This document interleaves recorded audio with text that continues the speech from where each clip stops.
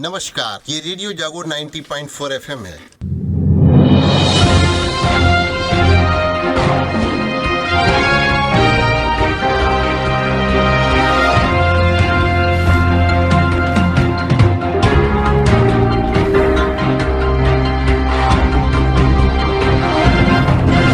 अब आप अभय शंकर गौर से आज की हलचल सुनिए। कल हरदोई उन्नाव मार्ग पर भीषण हादसे में मरने वालों की संख्या 8 पहुंच गई है और घायल 19 हैं। उन्नाव हरदोई मार्ग पर कल जमलुद्दीनपुर गांव के पास दोपहर लगभग 3 बजे उन्नाव से हरदोई आ रही निजी बस सामने से आ रहे ट्रक को पास देते समय गड्ढे में अनियंत्रित होकर गिर गई। रफ्तार तेज होने के कारण बस के आधे हिस्से को दाहिनी तरफ से चीरते हुए ट्रक निकल गया। हादसे में बस में दाहिनी तरफ चालक सीट के पीछे की तरफ बैठी 2 महिलाओं समेत 8 यात्रियों की मौत हो गई, जबकि 19 यात्री घायल हो गए। गंभीर रूप से घायलों को कानपुर के हैलेट अस्पताल में भर्ती कराया गया। अयोध्या में देवी सीता को समर्पित सीता अम्मा मंदिर के अभिषेक समारोह के लिए भारत पवित्र सरयू नदी का जल श्रीलंका भेजेगा। प्रक्रिया शुरू कर दी गई है। सीता अम्मा मंदिर का प्राण प्रतिष्ठा समारोह 19 मई को होगा। श्रीलंका ने उत्तर प्रदेश सरकार को लिखे पत्र में धार्मिक समारोहों और मंदिर में देवी सीता की मूर्ति की प्रतिष्ठा के लिए सरयू नदी के जल का अनुरोध किया था। उत्तर प्रदेश सरकार ने पर्यटन विभाग को पवित्र जल के परिवहन की जिम्मेदारी सौंपी है। भारतीय पुरुष रिकर्व तीरंदाजों ने 14 साल बाद विश्व कप स्वर्ण पदक जीत लिया है। तरुणदीप राय, वी धीरज व प्रवीण जाधव की तिगड़ी ने ऐतिहासिक प्रदर्शन करते हुए ओलंपिक चैंपियन कोरिया को बिना सेट गवाए 5-1 से परास्त कर विश्व कप स्टेज 1 का खिताब अपने नाम कर लिया। उत्तर प्रदेश के सरकारी और निजी नर्सिंग कॉलेजों में दाखिले की प्रक्रिया अब शुरू हो गई है। पोस्ट बेसिक बीएससी नर्सिंग के लिए 29 मई तक आवेदन किया जा सकता है। कॉमन नर्सिंग स्टेट टेस्ट 14 जून को होगा। यह परीक्षा प्रदेश के 19 जिलों में होगी। प्रदेश में बीएससी नर्सिंग की 13,030, पोस्ट बेसिक बीएससी नर्सिंग की 2,460 सीटें हैं। इनमें करीब 12,000 सीटें निजी कॉलेजों में है। प्रदेश के 23 मेडिकल कॉलेजों में बीएससी की पढ़ाई भी हो रही है। हरदोई में केंद्र सरकार के 5वीं राज्य मंत्रालय ने ऑडिट करवाए बिना विकास कार्य लिए दिए जाने वाले बजट पर रोक लगाने की चेतावनी दी है। शासन की ओर से मिले पत्र के बाद जिलाधिकारी ने सभी खंड विकास अधिकारियों के साथ ही एएमए, जिला पंचायत और जिला पंचायत अधिकारी को पत्र लिखा है। सख्ती के साथ ही ग्रांट रोके जाने की भी बात चल रही है। ग्राम पंचायतों के साथ ही जिला एवं क्षेत्र पंचायतों ने ऑडिट के लिए अभिलेख एवं अनुमति देना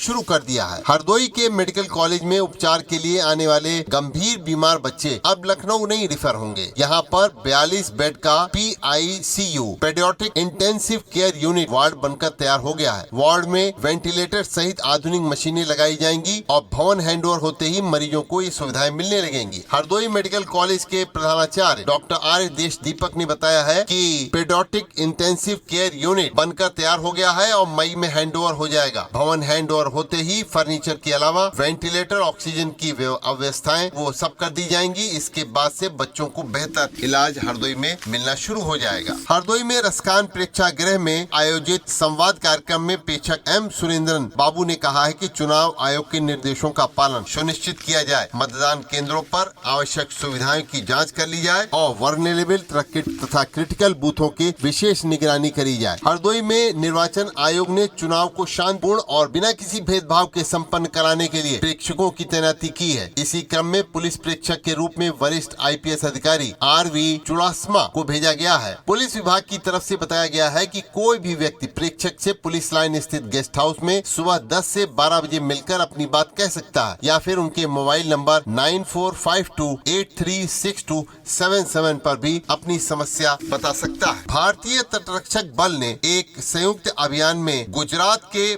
पास से पाकिस्तानी नाव को जब्त किया है। नौका से 46 किलोग्राम मादक पदार्थ जो है जब्त किया गया है। इसकी कीमत 600 करोड़ रुपए है। नाव में सवार 14 लोगों को गिरफ्तार कर लिया गया है। हम कितना शुद्ध पानी पी सकते हैं और कितना शुद्ध पानी पी रहे हैं, अब यह IIT की आर्टिफिशियल इंटेलिजेंस तकनीक आधारित एक डिवाइस बनाई गई है, वो बता देगी। संस्थान के स्टार्टअप क्लूकस ने एक ऐसा यंत्र विकसित किया है जो सिर्फ 30 सेकंड में 2 बूंद से पानी की स्वास्थ्य रिपोर्ट बता देगा और हैवी मेटल युक्त पानी से यकृत या गुर्दे को क्या क्षति होगी ये भी इससे पता लग जाएगा। एनीमिया का खतरा भी इससे पता लग जाएगा और उच्च उच्च पीएच, पानी की त्वचा रोग और पेट खराब होने का खतरा भी इससे पता लग जाएगा। इस समय भीषण गर्मी की चपेट में पूरा देश है और भारत ही नहीं, भारत के अलावा भी कई देशों में इस समय काफी गर्मी से लोग परेशान हैं। संयुक्त राष्ट्र के मौसम वैज्ञानिकों के अनुसार जलवायु परिवर्तन के कारण आने वाले कुछ दिनों में और गर्मी बढ़ेगी। वहीं पूर्वी एशिया के लोगों को भीषण लू का सामना करना पड़ेगा। हालात कुछ ऐसे भी हो सकते हैं कि कई देशों को गंभीर कदम भी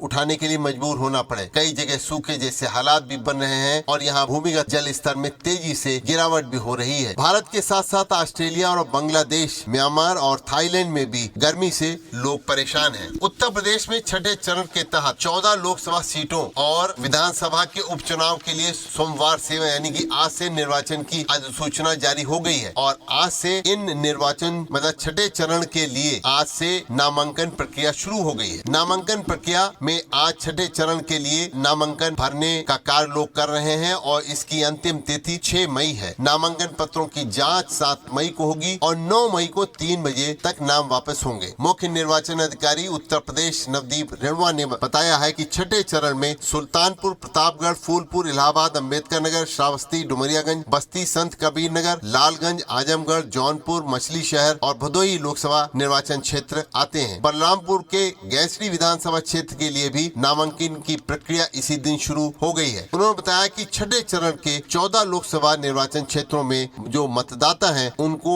मताधिकार का प्रयोग अपना इस बार अवश्य करना चाहिए। लोकसभा सामान्य निर्वाचन के लिए हरदोई में पुलिस अधीक्षक ने जिले के मातहत अफसरों को, पुलिस कर्मियों को अराजक तत्वों से निपटने के लिए रिहर्सल करवाया। पुलिस लाइन के परेड ग्राउंड में पुलिस अधीक्षक केशव चंद्र गोस्वामी ने अपर पुलिस अधीक्षक पूर्वी के निर्देशन में शांति व्यवस्था कायम रखने के लिए अराजक तत्वों से निपटने के लिए बलवा ड्रिल करवाई। इस दौरान पुलिस के जवानों की टोली और दूसरी तरफ अराजक तत्वों की एक टोली बनाकर तैयार की गई और इस तरीके के बल प्रयोग करते हुए अराजक तत्वों को खदेड़ा गया। इस मौके पर प्रसार निरीक्षक व भारी पुलिस बल भी मौजूद रहा। हरदोई में लोकसभा चुनाव में किसी भी तरीके की कोई गड़बड़ी न होने पाए, इसके मद्देनजर पुलिस की ओर से लगातार कार्रवाई की जा रही है। अपर पुलिस अधीक्षक पूर्वी नृपेंद्र सिंह ने बताया है कि शांति भंग की कार्रवाई के साथ ही जिला बदर और गुंडा एक्ट, गैंगस्टर एक्ट की भी कार्रवाई की जा रही है। जिले में अब तक 55,683 लोगों को शांति भंग की कार्रवाई की गई है, जिसमें से 40,576 लोगों को 116(3) के तहत पाबंद भी किया गया है। अभी आप सुन रहे थे अभय शंकर गौड़ से आज की हलचल। सुनते रहिए रेडियो जागो 90.4 FM। आप खुश रहें, आप स्वस्थ रहें, आपके सुखमय जीवन की हम कामना करते हैं।